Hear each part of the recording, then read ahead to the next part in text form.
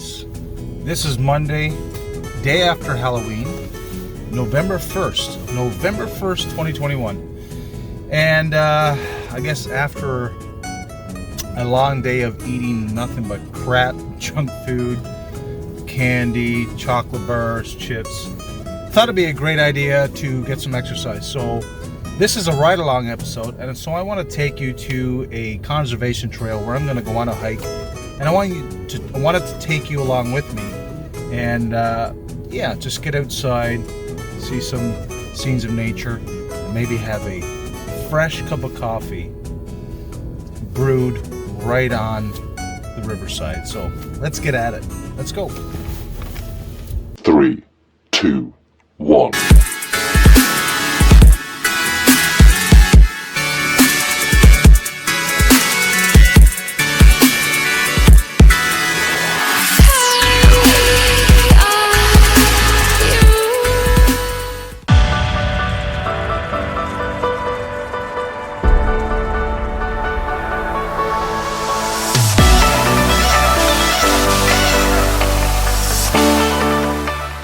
So today I've captioned this episode Silent Trails. So as I'm walking along these trails, you're going to find quotes that kind of emphasize or describe what parenting, fatherhood is all about, and some great information, some great quotes that kind of detail in snippet form what this whole journey of parenting is like, and some wisdom we can pull from these quotes as well. So I hope you enjoy this, guys, and it's going to be a great day.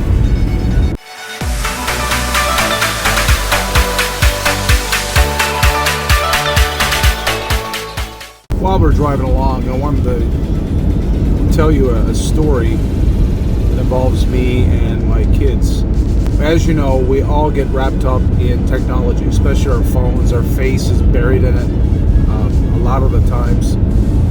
And so we're always, as parents, we're always giving the verdict to our kids. That's enough on the phone. You're spending too much time on your phone. Put the phone down, take a break, get outside. And we're making our kids be accountable to us as to how much time they spend on devices and how they use their time wisely. But the question is, who are we accountable to? And so I remember telling my son this, and he came to me and said, "Okay, Dad, that's all good and dandy, but how about you kind of scale back your time on Instagram and TikTok and other forms of social media?" And so I began to think, I kind of gave him a long stare, and I was like, man, in my mind, this kid's right. He's accountable to me, but who am I accountable to for how I spend my time on social media?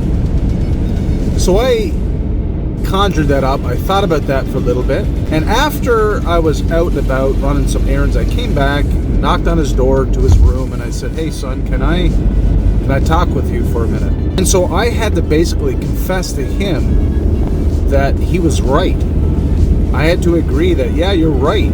And if it means a lot to you for me to take breaks, like I'm telling you to take breaks, well, then I need to be a man of my word. So I need to follow my instruction up and take my own medicine, so to speak, and do what I'm asking you to do. So it was a very humbling moment. So the parents, if you're listening to this, you know what? Pay attention to what your kids say. They're not dumb. They're smart. And they can see through us like a pane of glass. So when our kids come to us and they make an observation about how we spend our time, hey, don't shrug them off. Listen to them. Because it very well may be a nugget of truth in there that is very applicable, even though it might pierce us and completely throw us off guard. But I think they have a lot to teach us, so just something to keep in mind.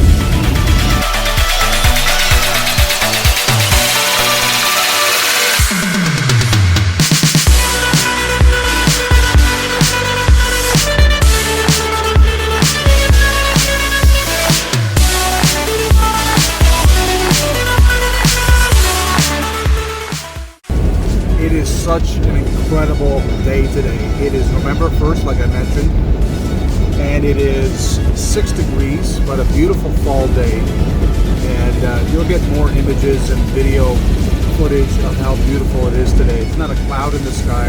It's a great day for a hike, and to have you guys come along and join in the festivities. So it's going to be a good one, guys. It's going to be a good one. This is completely off topic, off track, but how many of you parents, when you're driving, you like to crack the window a bit just to get some fresh air flowing in the car, flowing in and through the car?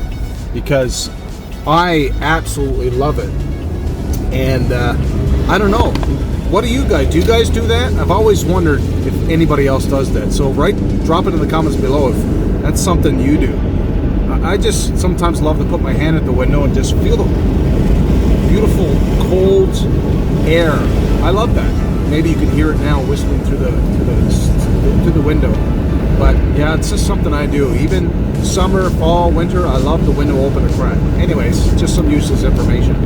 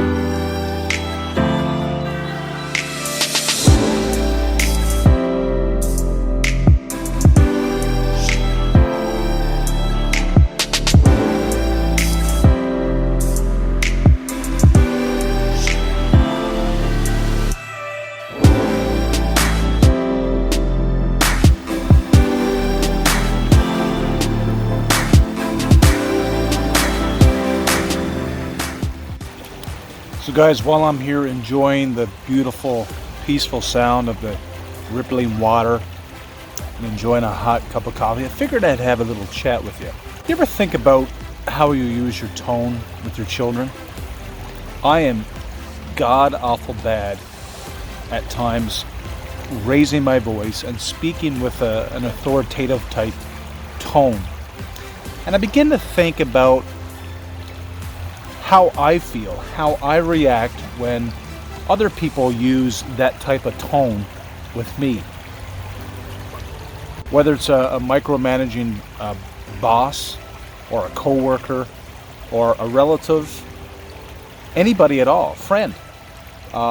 Anybody uses like a condescending, I'm right, you're wrong type of tone, it really causes me to clam up. And I really begin to distance myself from those types of people, because it's no longer than a conversation of a progression and mending and fixing in a proper way. It becomes, like I said, condescending. Me speaking down at someone versus speaking across from someone. And so I began to reevaluate my tone, how I speak to my kids, because I'm noticing even when they're off the cuff and they're just completely losing themselves and can't control themselves, I'm a mature adult, I can control me. And so I've had to tell myself, you can control you. You're a mature man, you're a mature parent. It's time to flip the script on this one and get a hold of yourself, gather yourself, and speak in a soft, gentle manner. In case you didn't know, my daughter has an explosive personality. She can go from 0 to 100 in seconds. And she's very expressive and she's loud. And so there are times when I thought, in order to get her attention, to correct her, to guide her, to veer her off the rocky trail that she's on into a more smoother trail, I had to either match her tone or rise above it and be louder and be more expressive than her to get her attention, to turn her around. I'm coming to realize that that's not the case. The other day, my daughter came home from school and she was wired. She was upset, she was beside herself, and she was angry. She had a lot of pent-up frustration. And so I went over to her. Instead of matching her tone, instead of going above her tone and being more loud and obnoxious than her, I decided to get on her level and say this. I know, Nasea, I know, sweetheart. I get frustrated too when people say things like that to me. I know, it really irritates me too. But you know what Daddy likes to do when I'm frustrated, I'm irritated, and I have this pent-up frustration I don't know what to do with? I like to go and do something aggressive. I like to hit stuff, or shoot stuff, or throw stuff. So I brought her out to the garage, and there was an old box sitting down just in the corner. It was a box from something we ordered on Amazon. And I said to her, hey, grab that box and that hammer and make as many holes in that as possible. Get your frustration out. She took the hammer and she demolished that box. And after she made away with it, we sat down and talked about how important it is to find an avenue to release that pent-up frustration. Our kids don't know how to really explain and express what it is they're exactly feeling at 8, 9, 10 years old. So I began to help her diffuse her frustration, and I distracted her by bringing her to something else that she can, I guess, empty her frustration on. After she beat that box to a pulp, as we would say, she came to me and she goes, oh, I just feel so much better now I got all that frustration out. I said, great. Now, do you want to do something fun? It was just a great opportunity to even taught me a lesson. But man, now I'm understanding that as parents, it's very important to understand how to use our tone properly with our kids, especially kids that have that personality that's that's expressive and out there and very dramatic. So just a lesson I learned, maybe something that you could apply in your own situation. And let me know how it goes, but definitely a lesson learned. You don't have to go above and beyond the tone of your children to get their attention. Sometimes you just need to speak to them where they're at and deter their attention to something else to get the frustration out on. So something I've learned. Anyways, tell me some of your stories in the comments. Love to hear from you. Let's say we get packed up here and hit the trails for a few kilometers hike and enjoy nature. Let's get at it.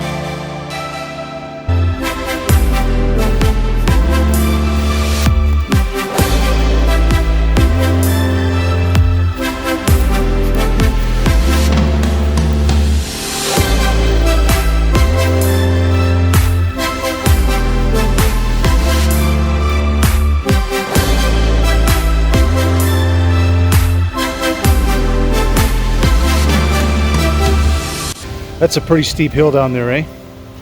Takes a lot of energy, a lot of focus, endurance, and stamina to climb that thing. It's probably not as steep as it looks to you.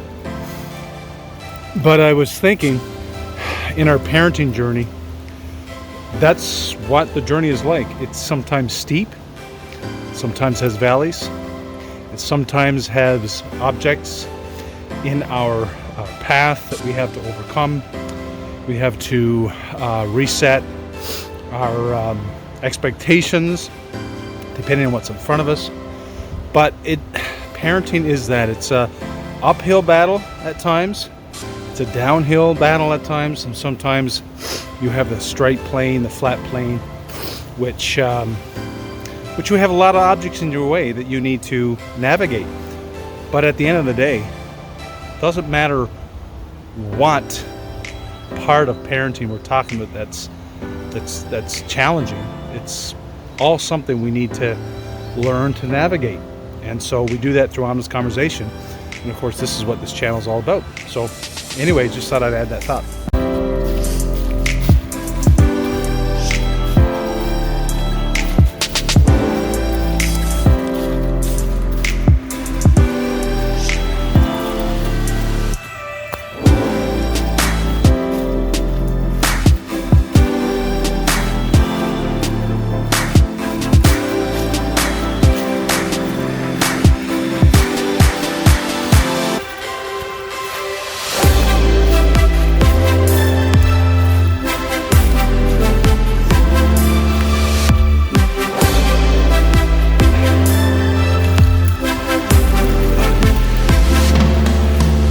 Look at the deer.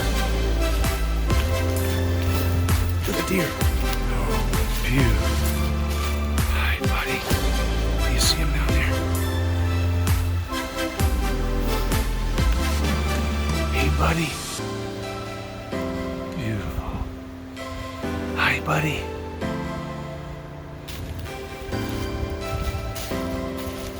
Hi, buddy.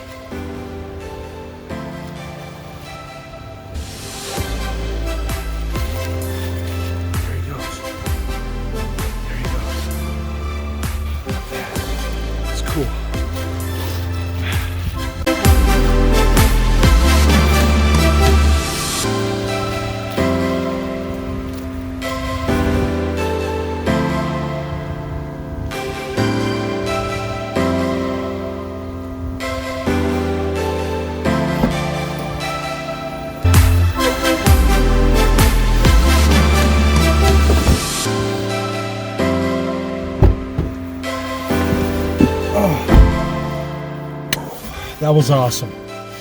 There's nothing like getting out in nature and enjoying fresh air. As you've seen in the video, I seen a beautiful deer. I think it had like 4 or 5 points on its antlers. A lot of squirrels, a lot of birds. Yeah, it's just beautiful. That cup of coffee down by the water. I mean, it is. Nature is medicine. And for us parents who, we've got a pretty gritty, dirty, difficult, challenging job as parents. So we need to get out, clear our mind, clear our head, do something we enjoy, something that fills us up. You can't lead on empty. So whatever you need to do to get a new perspective, renew your mind, get out and do it, guys. Take a time out from what's normal to you and do something that invests into who you are and your being. That's very critical for the long journey ahead. So guys, thanks for joining me on this ride along episode. I did call it, I think it was Silent Trails. You've seen some quotes come up on the screen. We had a conversation, a little chitty chat about parenting and life and how to navigate some stuff. But I really hope you find this content helpful and encouraging. Know, again, like I always say, you're not perfect, but you're perfectly needed with all your rights and wrongs. You know, the buffet of you as a parent, you know, you're not obsolete. Don't kill yourself. Don't put yourself down. Don't exhaust yourself with unhealthy expectations. See it, correct it, and keep going, keep moving forward. And like I always say, guys, stay focused, be safe out there, and I'll catch you on the flippity. Thanks for joining. Don't forget to like and ring the bell and subscribe. It's over here. You can see it. And I would love for you to join the FC crew and come along with me as we navigate parenting through honest conversation. Guys, have a great day. Have a great week. And we'll chat with you again soon. See you later.